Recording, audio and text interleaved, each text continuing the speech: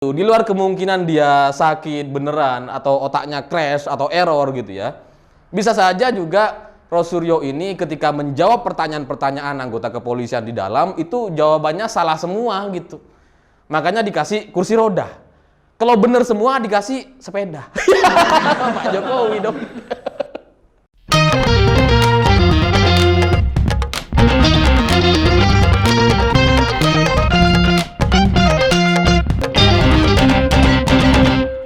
Selamat malam para mantan, selamat malam untuk semua mantan-mantan kalian yang pernah pura-pura sakit ketika mau diputusin. Ada yang pura-pura sakit keras, kritis, pura-pura sekarat, pura-pura mau mati, sampai bikin wasiat. Dengan harapan kita jadi kasihan sama mereka, terus nggak jadi putus. Saya pernah ngalamin itu gitu ya. Nah, cerita-cerita semacam itu bagi saya jadi mirip sekali dengan cerita Roy Suryo. Ingatnya sama itu terus gitu ya. Karena Roy Suryo ini semalam gitu ya, ketika keluar dari ruang interogasi, dia tiba-tiba pakai kursi roda. Ini pura-pura kayaknya ini ya. Biar kita kasihan sama dia gitu. Ya karena gimana coba? Dia datang masuk ke kantor kepolisian sehat walafiat gitu ya.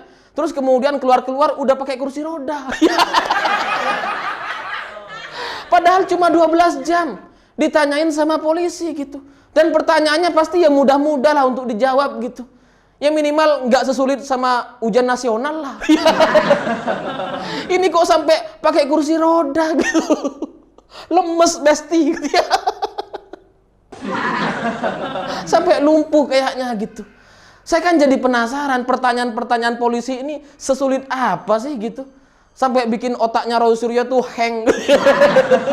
Sampai lumpuh loh. Nggak bisa jalan. Sampai dipapa gitu ya. Nyusahin banyak orang.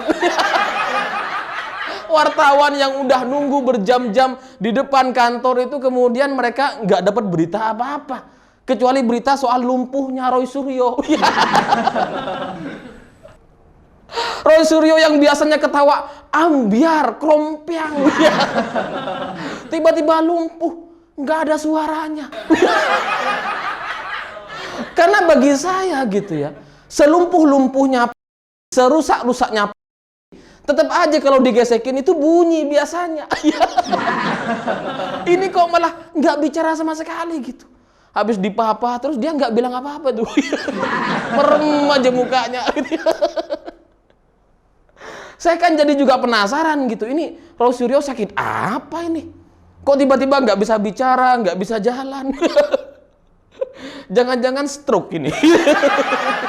Kebanyakan pikiran gitu ya. Habis ditanya-tanya sama anggota kepolisian, heng otaknya, cek, nggak bisa gerak. Ya gimana gitu? Orang-orang yang namanya kecapean gitu ya, ya pasti tetap masih bisa bersuara, masih bisa jalan gitu. Ini sampai dipapa, Ya kalau nggak stroke berarti penyakit yang lain yang kira-kira bisa membuat seseorang sampai seperti itu mungkin penyakit lupa ingatan. Kayak Setia Novanto gitu kan. Mungkin Roy Suryo lupa ingatan ketika ada di dalam ruang interogasi gitu. Terus kemudian dia ngerasa seperti bayi. Saya bayi. Owe. Terus kemudian dia minta stroller. Minta stroller. Mana stroller gitu ya. Tapi karena di kantor kepolisian nggak ada stroller, dikasihlah kursi roda. Iya mungkin gitu. Kalau nggak stroke ya penyakit lupa ingatan itu kayaknya gitu. Habis naik stroller terus kemudian dibedakin gitu. Kasih minyak kayu putih. Biar nggak digigit nyamuk gitu ya. Ya cuma itu kemungkinannya gitu. Atau kemungkinan apa lagi? Patah tulang. Mungkin karena saking semangatnya gitu ya, mau masuk menghadapi kepolisian gitu ya. Terus kemudian loncat dia patahlah tulangnya. Tapi itu nggak masuk akal gitu. Kalau patah tulang itu masih bisa bicara. Karena yang patah kan kakinya. bukan otaknya. Ini kalau kita ngelihat Rosuryo semalam gitu, itu bukan patah tulang itu. Semuanya patah itu kayaknya, dari atas sampai sampai bawah patah semua itu. Crash. Sampai di papa gitu ya. Karena saya nggak membayangkan gitu. Orang yang cuma diinterogasi selama 12 jam, keluar-keluar sampai lemes kayak gitu ya. Ini kan menunjukkan betapa canggihnya anggota kepolisian kita. Tapi saya juga jadi bertanya-tanya, itu kantor polisi apa rumah sakit bersalin itu? Ya kalau rumah sakit bersalin gitu ya, baru melahirkan gitu kan, atau baru operasi kan susah jalan memang. Ya tapi kan nggak sampai dipapah juga gitu ya. Ya kecuali turun tangga sampai dipapah, bisalah itu ya kalau orang melahirkan gitu. Tapi Rosuryo ini melahirkan apa di kantor kepolisian? Apakah melahirkan fakta-fakta baru? Atau melahirkan kecurigaan bunyi-bunyi panci yang baru? Kok sampai lemes kayak gitu? Itu diapain coba? Ini kayaknya anggota DPR kita perlu membuat tim khusus ini untuk meneliti dan mengetahui kenapa Rosuryo yang masuk ke kantor kepolisian dengan kondisi sehat walafiat terus kemudian keluar lemes kayak orang mau mati. Tapi jadi kayak mantan kita dulu gitu, yang setelah mau diputusin pura-pura mau mati. Nah ini mirip nih kayak Rosuryo gitu ya, dengan harapan kita kasihan gitu ya. Enggak lah, kita nggak akan kasihan. Kita hanya kasihan kepada orang-orang yang benar-benar menderita, bukan orang-orang yang pura-pura untuk meminta belas kasihan gitu. Ya karena Rosuryo ini kayak apa ya, kayak pengemis lah, yang pura-pura tangannya patah, pura-pura pakai pakaian lusuh, minta sumbangan, belas kasihan.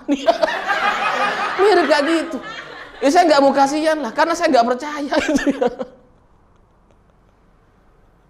Ya tapi dari kejadian ini kita akhirnya tahu gitu bahwa bacot dan buruknya komentar-komentar Rosuryo selama ini, sejauh ini, yang tweets, yang ambiar, itu ternyata nggak ditopang dengan kekuatan kaki gitu. Itu kakinya lumpuh, lepuh, kayaknya kapuran itu, nggak bisa jalan gitu. Jadi cuma kuat bacot, kakinya nggak kuat. Gimana gitu. Dan terus terang saya masih bingung gitu, apakah Rosuryo ini beneran sakit gitu ya, beneran crash otaknya, error gitu gara-gara ditanyai banyak pertanyaan, atau cuma drama aja gitu. Drama panci. Ya 2011 lah sama drama Korea. Agak jauh gitu ya. Drama panci, drama Korea. Kok drama panci itu lebih gak masuk akal biasanya gitu ya, dibandingkan drama-drama Korea. Ya karena terus terang bingung saya gitu, kok bisa sampai lumpuh kok kayak gitu. Apanya ini yang bermasalah gitu. Kalau otaknya aja yang bermasalah kan harusnya tetap bisa jalan gitu ya. Meskipun tatapannya kosong gitu kan. Ini dua-duanya. Nggak bisa jalan, nggak bisa bicara. Matanya merem. Itu harusnya bukan pakai kursi roda itu kayaknya gitu ya. Harusnya ditandu itu, ditandu. Kayak pemain sepak bola habis di sliding, jatuh gitu kan, cedera, tandu lah. Nggak bisa jalan gitu kan. Malah pakai kursi roda. Ya kalau nggak ada tandu, pakai keranda juga nggak apa-apa. Keranda, sambil nyanyi. Kayak orang-orang di Afrika itu loh, sampai nyanyi.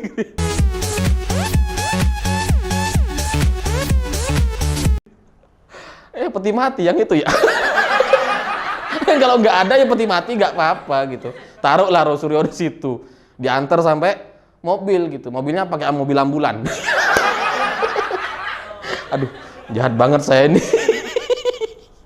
Ya gimana dong gitu? Saya nggak percaya dia sakit itu. Masa masuk ke kantor polisi pulang-pulang udah lumpuh sih? Ini padahal statusnya ini masih tersangka gitu. Ini masih tersangka, terus kemudian dia udah lumpuh. Nah, ini gimana ceritanya kalau nanti dia udah masuk penjara gitu?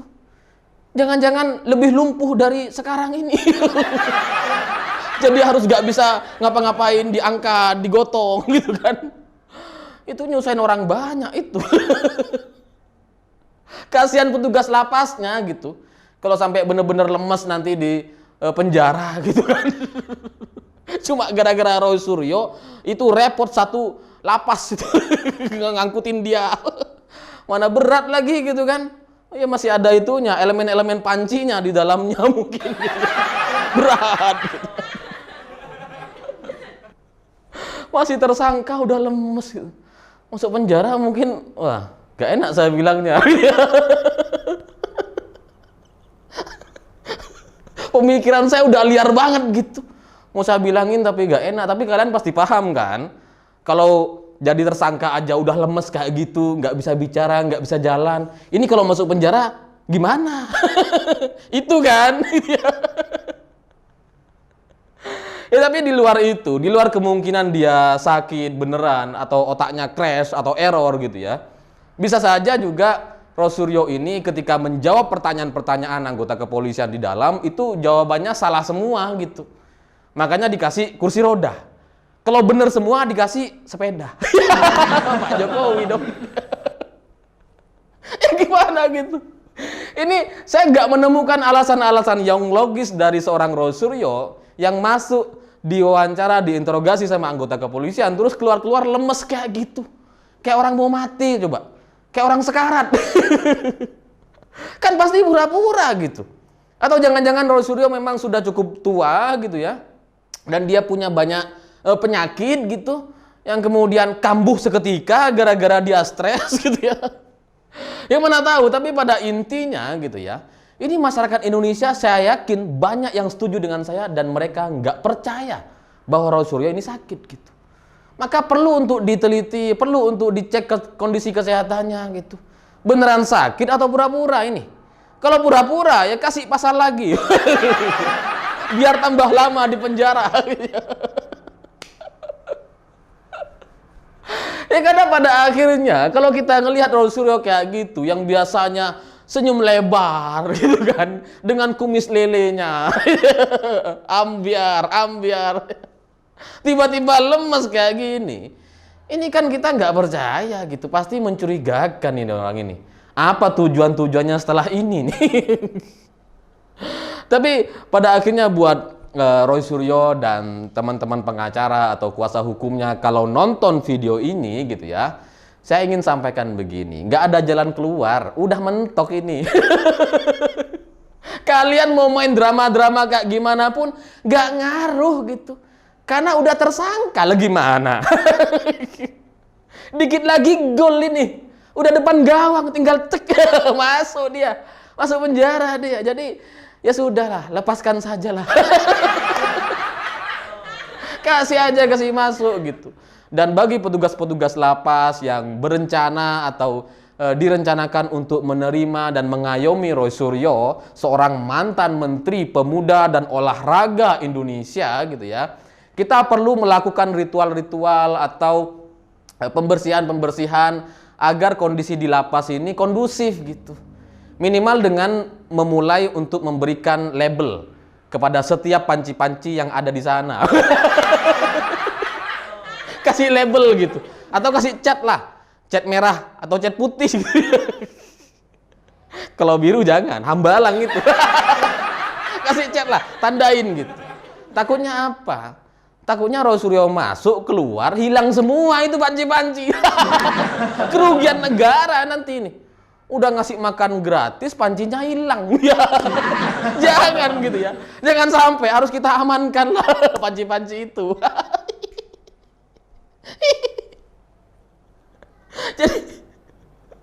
jadi jangan sampai lah kita rugi 2 kali. Udah rugi ngasih makan, rugi panci. Dan bagi Roy Suryo kasus ini benar-benar cukup memalukan. Bukan cukup, sangat-sangat memalukan. Karena Roy Suryo ini kan selama ini mengaku sebagai pakar telematika, ahli IT, ahli telematika. Kayaknya dia tuh bisa segala-galanya soal IT gitu. Padahal enggak. Tapi kan citranya yang terbangun kayak gitu. Nah hari ini dia terkena kasus soal meme. Soal foto editan. Kebayang nggak?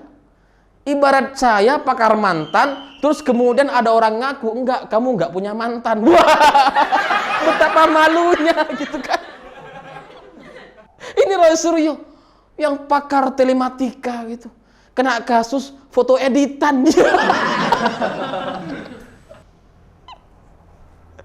Kalau dulu gitu ya, dia ditipu sama anak-anak gara-gara beli sepeda gitu ya di online terus kemudian nggak dikirim gitu. Itu masih mending lah. Itu bukan kepakaran dia gitu. Tapi ini kan ahli telematika, sangat sangat berkaitan erat dengan soal gambar-gambar editan. Dia kan suka sering bilang itu, sering meneliti video atau gambar yang editan, dia bisa bedain gitu. Nah, sekarang dia masuk ke penjara gara-gara foto editan.